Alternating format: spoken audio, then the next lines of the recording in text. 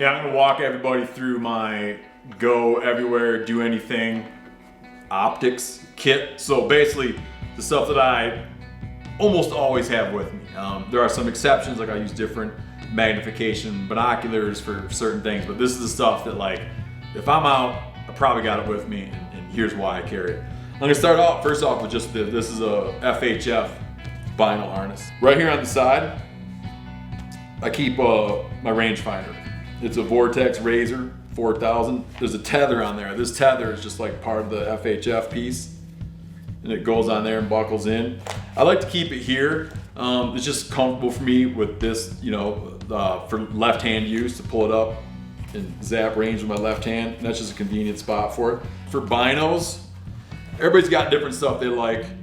This is a Vortex Razor 10x42. Now, if I lived and spent most of my time in the eastern US, I would probably use a pair of 8s and just carry 8s with me. I like 8s for turkey hunting, eastern hunting where you're not looking huge distances.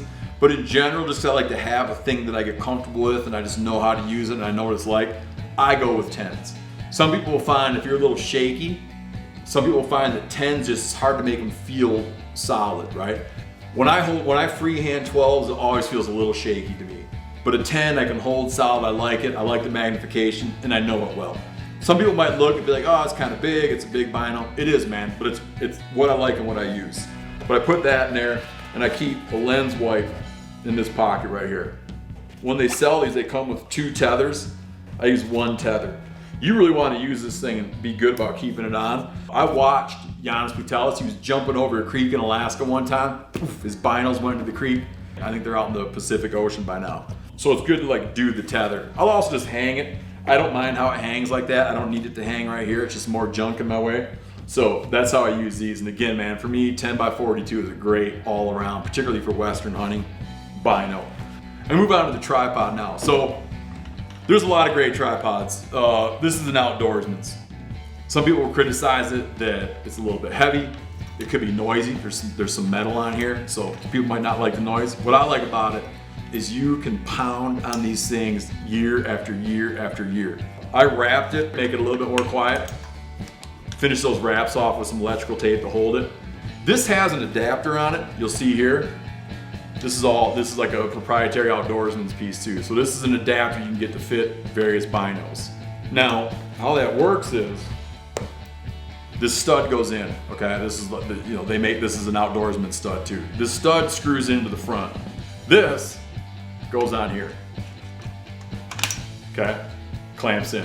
That's for using binos off a tripod. So this is a shooting feed. I usually keep this real handy.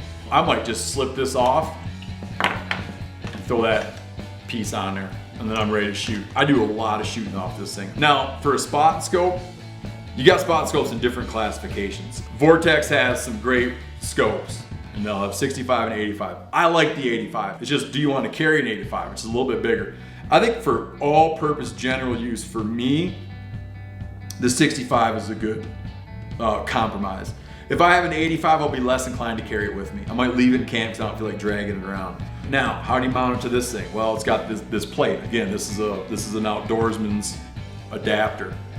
There's a 1/4-20 fitting on most spotting scopes. That screws into it. Get it where I want it, put a little Loctite in there, snug that thing up, and that's just on there. So again, you can go bino, shooting stick, spotting scope, all onto the same thing. You got straights and angles. Straight eyepiece I'm talking about, so it looks more like a classic telescope, right? The straight eyepiece helps you get on stuff, you know, because you're kind of like looking where it is and you can kind of find things quicker. With this, your head's positioned in a position that's kind of like counterintuitive to where you're looking. I'm trying to look that way, but my eyeball's down. So it takes people a while to get used to how to find your object with this. You find people searching around, they can't figure out what they're trying to look at. You eventually get better at it. The biggest thing about this is if you're hunting valleys and you're glassing up, it's uncomfortable as hell to have a straight lens scope and you're always down like this, you know, trying to look through that thing. I just like it because I can glass up 45-degree angle and just be like this. It's just compromises, but generally this is what I like to use and this is the scope I'm generally gonna have. So that's a walkthrough on what I like to carry in the woods and the mountains. when it comes to optics.